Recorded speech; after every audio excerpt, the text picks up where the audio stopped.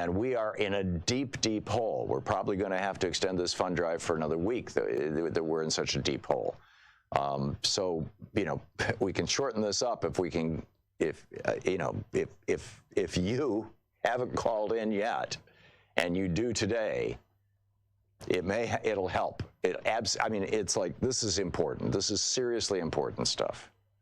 We've got an administration that's ready to start what could be World War III, and we need to be talking about it. And the rest of the media is kind of, and here, you know, straightforward stuff. We're talking about what's really going on. So please call now, 877-378-8669 with a $20 gift, one-time gift, $20, right? These days, $20, I mean, you know, I remember when $20 was a lot of money. $20 now is basically a cheap meal and going to the theater and buying popcorn. $20 gift, you get the Trump toilet paper, one roll of the Trump toilet paper. And I'm assuming multiple $20 gifts can get you more than one roll. With a $50 gift, you get the Trump toilet brush plus stand. This stuff is bizarre, but you know, you don't get Trump's gold toilet. I'm sorry, we couldn't get our hands on that. Not that we'd want to. With a $60 gift, you get both the $70 value of the roll of toilet paper and the Trump toilet brush. This is if you have company over, this is when you want to change the toilet paper just for the company. Something I don't think most of us have ever done in our lives, right? Here's your chance. With a $120 gift, you get an autographed copy of my new book, The Hidden History of Guns and the Second Amendment, which just came out. And with a $20 a month gift, you get, and this is for $20 a month for at least a year, you get the autographed book, The Hidden History, with a $20 a month gift, you get the Thom Hartmann stainless steel water bottle. And we're going to be talking in the program today about how much plastic we're all ingesting. It's not a good idea to be drinking water out of plastic. Stainless steel water bottle, good stuff, $20 a month. With a $30 a month gift for a year commitment, you get the stainless steel water bottle plus the tote bag that says Democracy Begins With You, the Thom Hartmann program tote bag. With a $500 gift, we're going to meet online, you and me and all the other folks who've donated $500, which is typically not a lot of people. I mean, typically it's 10, 20, maybe 30 people at the most. And we will talk about the issues of the day in a candid, off-the-record conversation. And I'll answer your questions, to whatever extent I can, and listen to your comments and thoughts and suggestions. And I look forward to it. These virtual meet and greets are great. And particularly for people who can't get on a plane and come to Portland or Philadelphia.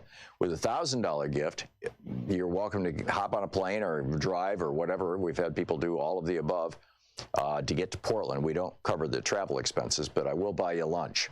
And come here to our studios. You get to see, how this all, the magic of television and how we do it from a little office building here in Portland. And we'll go next door and have a nice lunch at there's a restaurant nearby, and hang out and talk and, like I said, answer your questions, listen to your comments, thoughts, suggestions, whatever. And if you are in the Philadelphia area on July 12th, we're going to be doing one of these on July 12th in Philadelphia at the Netroots Nation convention. So please call now, 877-378-8669. Want to connect with the show online? You can find the Thom Hartmann program on Facebook, Twitter, and Instagram.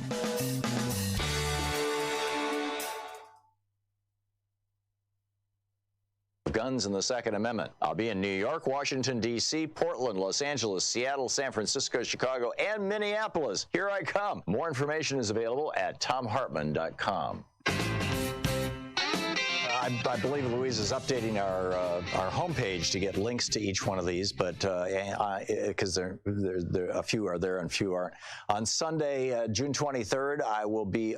Actually, on Saturday, June 22nd, I'll be in Los Angeles, 3 o'clock in the afternoon. This is part of the KPFK Speaker Series. And I'm assuming the information's at kpfk.org, and there's a Facebook link as well on our website. On Sunday, June 23rd, the next day, that evening, I'll be in Seattle. I'll be doing my show from KBCS, and we'll be at Town Hall that night. On Tuesday, the 25th of June, I'll be in Berkeley at the First Church. And that's our affiliation with AM 910 in San Francisco, our San Francisco affiliate. In Chicago with WCPT, June 28th, I'll be at Frugal Muse, which is in Darien. On Saturday, June 29th, in Minneapolis, actually it's in St. Paul, Common Good Books on Snelling Avenue in St. Paul. And on Friday, July 12th, I'll be in Philadelphia at Netroots Nation, and we're going to be doing a gig there. So it's all over at TomHartman.com. You can check it out, and I look forward to seeing and meeting you. So that said, it's Anything Goes. Oh, it's not Anything Goes Friday. Well, it is, but Renard Loki is with us. Renard is the editor and environmental reporter with the Independent Media Institute, which also syndicates my work. When you read the articles that I've written on Salon or Alternet or Common Dreams or whatever, typically you'll see at the very end a tag to the Independent Media Institute.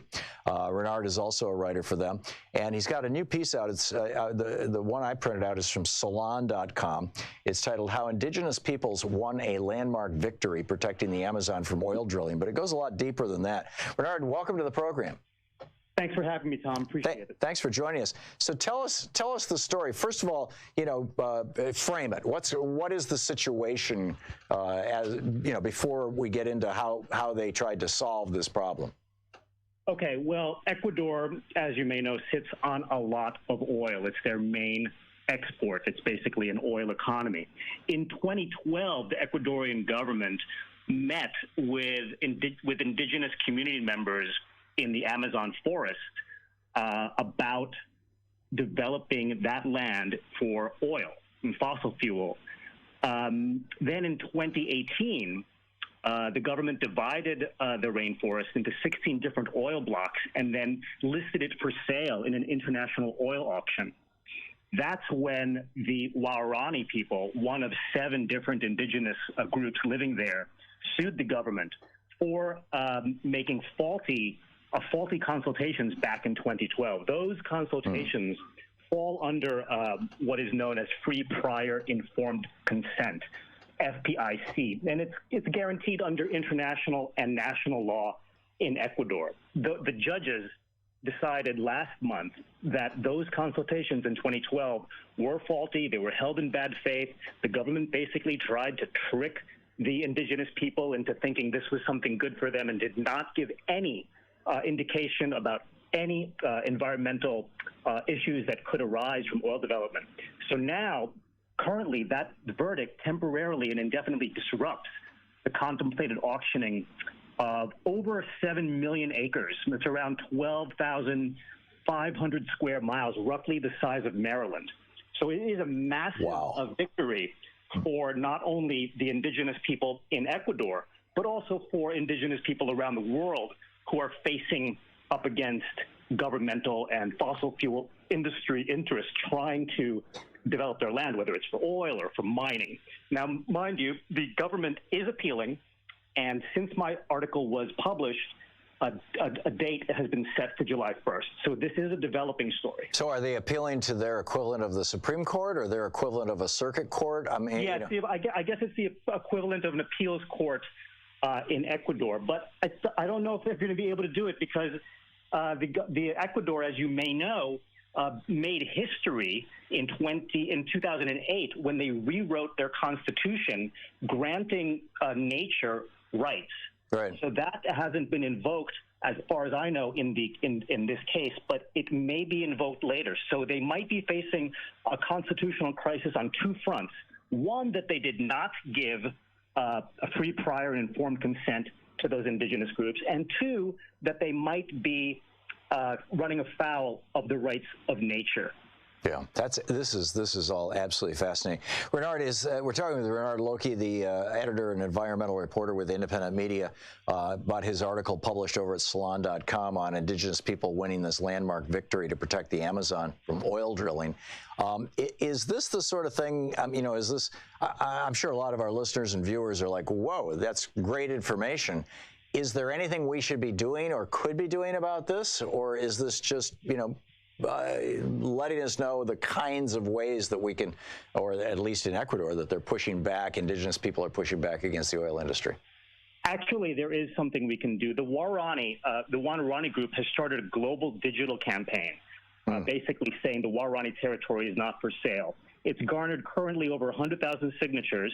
And in recent days, more than 30,000 people sent emails to the president of Ecuador, Lenin Moreno, basically saying that you can't sell the WLRI territory. So it is a global campaign, and if your listeners are interested, they can look it up on Amazon Frontline. So that's the nonprofit organization based in California that has been working with the WLRI on the ground in Ecuador and provided them with a lawyer, Lina Maria Espinoza, who's been working very hard on this case. And one thing that your listeners... And if I could, Bernard, what's their website? It's Amazon Frontlines. .org? .org, yeah. And is it Frontline or Frontlines? It is Amazon Frontlines, plural.org. Okay, thank you. There is a global campaign there.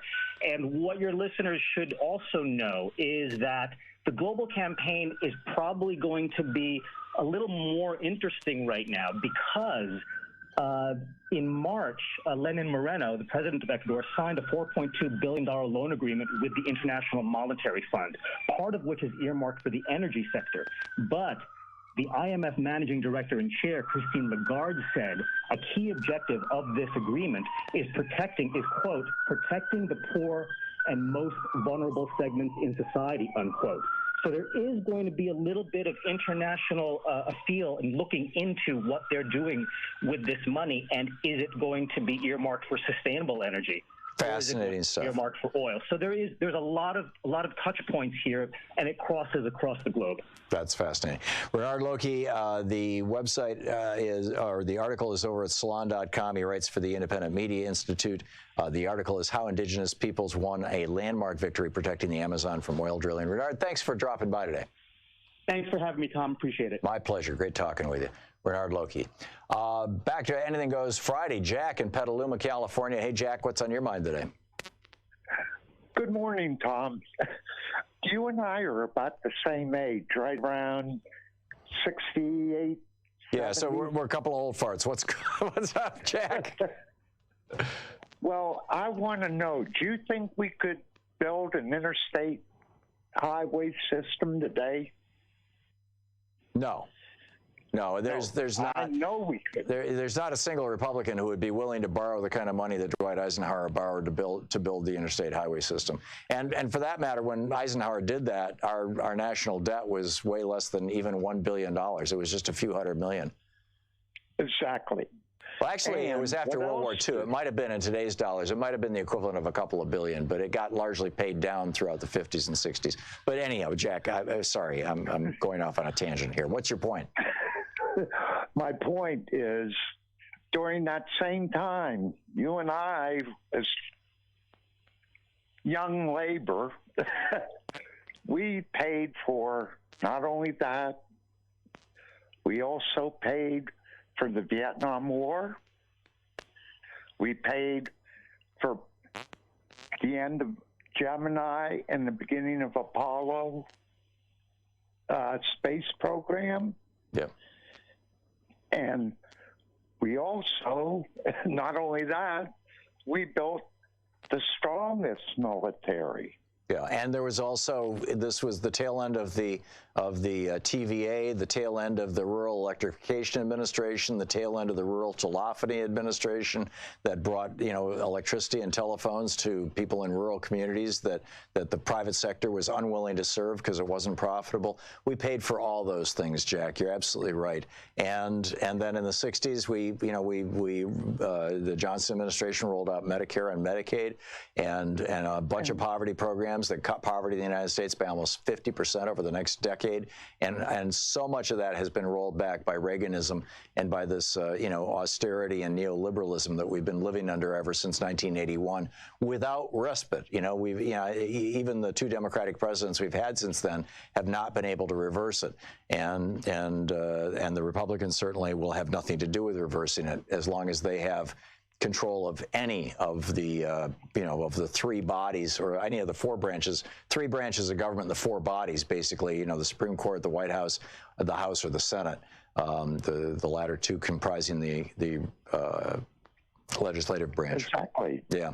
And my first union job, I was only making $9 an hour. In what year? That was in 1974. Yeah, so that $9 an hour would probably be the equivalent of about $35 an hour right now. Jack, thanks a lot for the call. It's great to hear from you. Maybe a little less, but I think it probably is. It depends on how you inflation adjust things. If you look at housing prices back then and today, it would be worth even more. We'll be back. It's Anything Goes Friday. You're listening to Thom Hartmann. Visit ThomHartmann.com for audio and video archives. And in 4 minutes, we're going to check in with Luke Vargas with Talk Media News and find out what's up in the world today.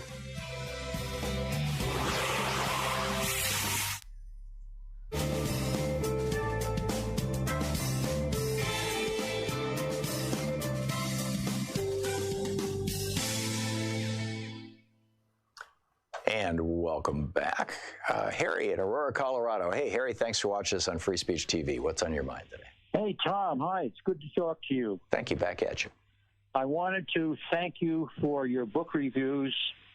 The Johann Hart book was a gem. And I've suffered from depression since I was a kid. That book cleared up so much for me. That's one topic. The other topic, which is far more pertinent right now, is that, first of all, I'm originally from New York. I'm living in Colorado now. Mm-hmm. So I've studied Trump, having been in the psychiatry area for many years.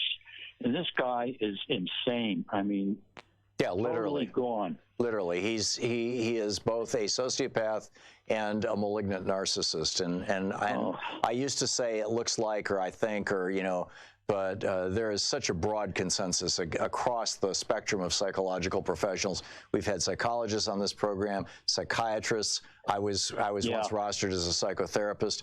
My opinion is at the very bottom of the pecking order, but the people who are wildly superior to me in that knowledge, people like Justin Frank, professor of psychiatry at Georgetown University, he's a sociopath and a malignant narcissist, no doubt about it. So where are you going with that, Harry? Well, I had that, and I have two concerns.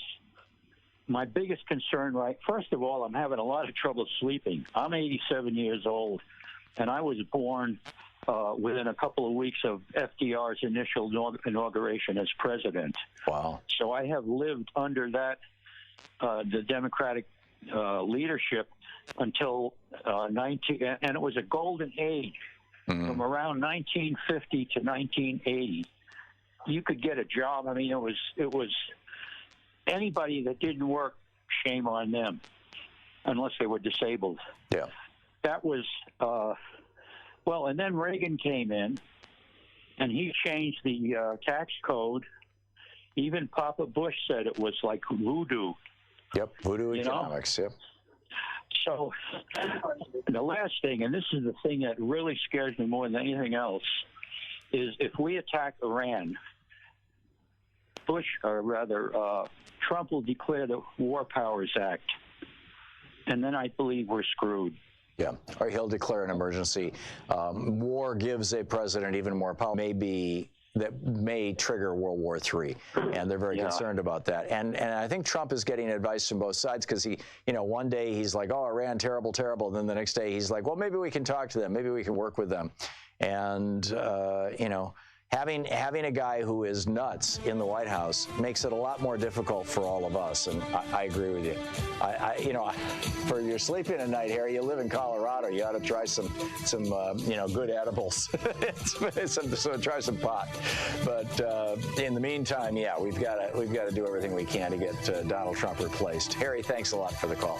Luke Vargas is up next to Talk Media News. Stick around.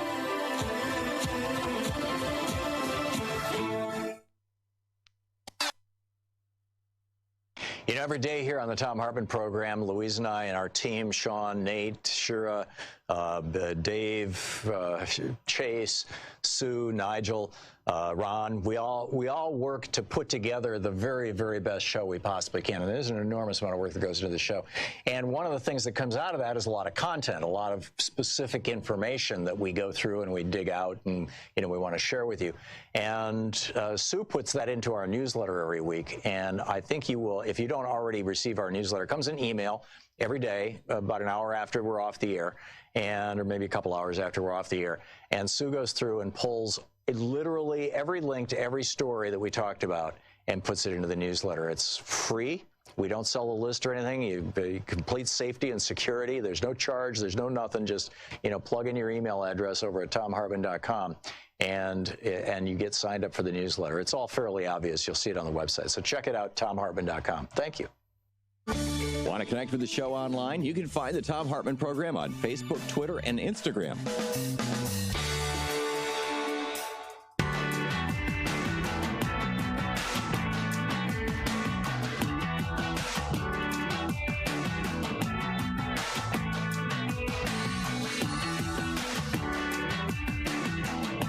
So let's check in with Talk Media News and find out what's going on in the world today.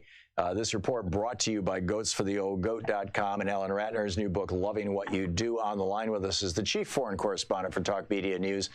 Joining us from New York, Luke Vargas. You can follow him on Twitter at The Courier. Luke, Pope Francis hanging out with oil executives at the Vatican. What's this?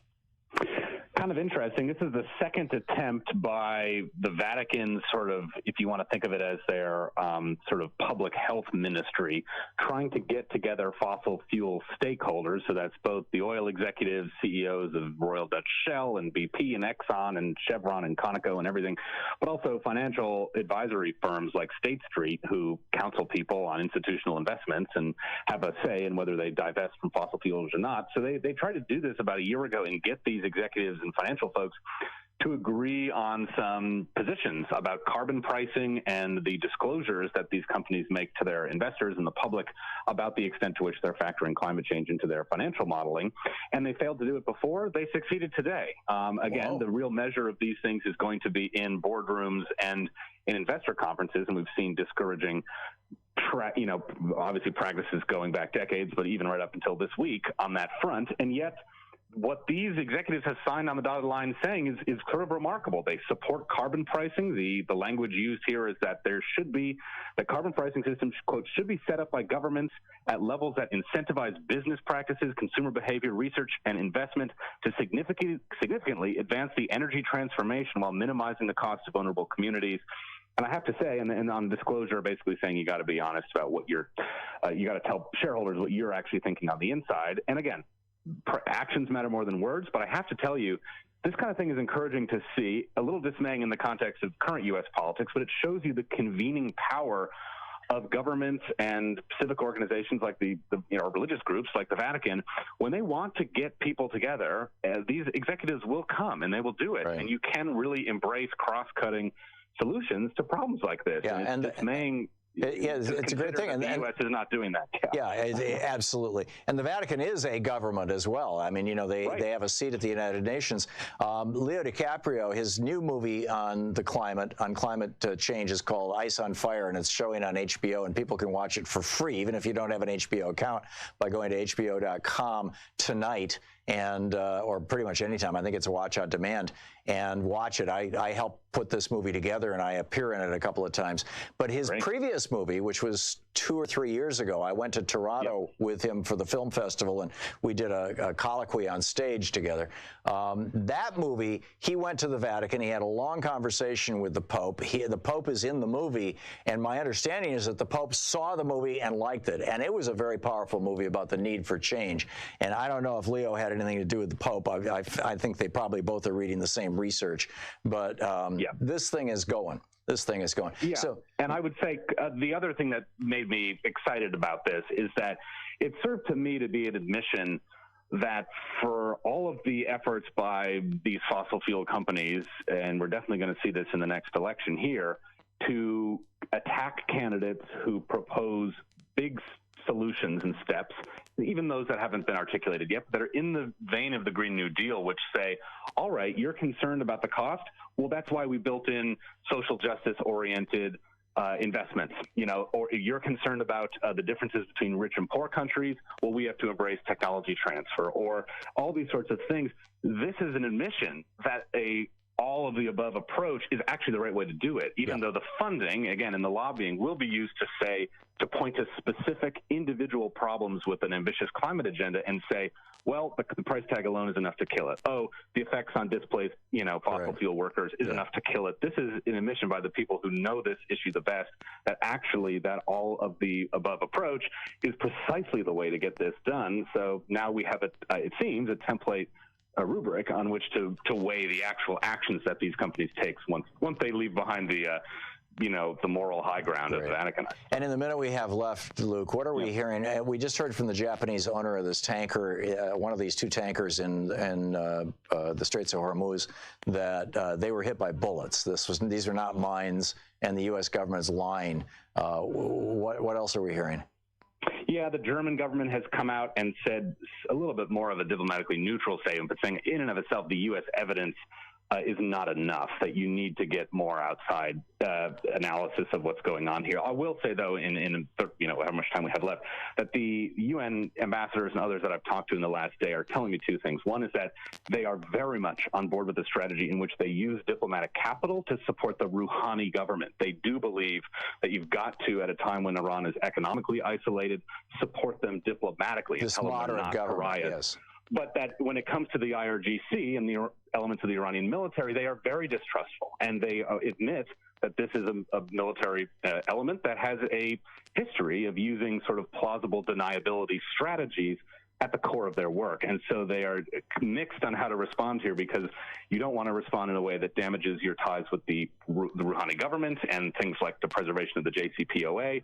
But we should also not just blanketly trust Iranian denials here either. So they're trying to walk a delicate middle ground, but the U.S. is making that hard on them. My concern is we're seeing, remember the Maine, the Spanish-American War was based on a fraud. The boiler, steam boiler exploded, and the Gulf of Tonkin was based on a fraud. We've seen this movie twice now in American history. I'm very concerned that it's being repeated, but we'll see. Luke Vargas with Talk Media News. Thank you, Luke. Thank you, Tom. You're listening to Tom Hartman.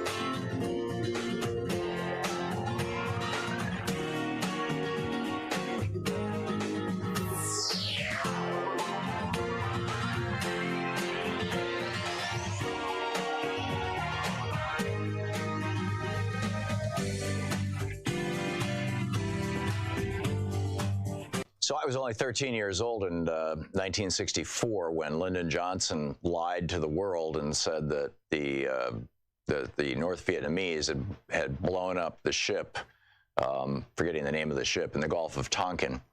And but I remember it, and I remember it well, in particular because just 3 years later I was sitting in a jail cell because I'd gotten busted, protesting the war, or in part because of my protests of the war. So it seems to me, it was the USS Maddox. Thank you, Sean. It seems, yeah, I remember now. So it seems to me like we're watching the same thing right now in the Gulf, in the Straits of Oman, and just this whole region in the Gulf, where the Trump administration is claiming that the Iranians blew up a couple of ships. There were 4 last month, 2 this week, and I'm not buying it, and I doubt you are. But the American media is. You know, you'll get straight reporting here on Free Speech TV from Amy Goodman, straight commentary from Stephanie Miller and me and Sonali and David, and I mean, you know, there's a great lineup here, a lot of really great people, and we won't be able to continue talking about the truth here, about what's really going on, about, you know, how, as Mark Twain said, history may not repeat itself, but it rhymes. I believe it was Mark Twain. And you know, this is what we're seeing right now, and we need to be pointing it out, and we need to have progressive media out there. So number one, please tell your friends about progressive media, about Free Speech TV, and about this program, please. And number two, if you're watching us on Free Speech TV and you can afford to make a contribution to Free Speech TV, please do so now, because that's the only way, literally the only way this network stays in business, is with your donations. And we are in a deep, deep hole. We're probably going to have to extend this fund drive for another week, that we're in such a deep hole. So, you know, we can shorten this up if we can, you know, if you haven't called in yet, and you do today, it'll help. I mean, it's like, this is important. This is seriously important stuff. We've got an administration that's ready to start what could be World War III, and we need to be talking about it. And the rest of the media is kind of, and here, you know, straightforward stuff. We're talking about what's really going on.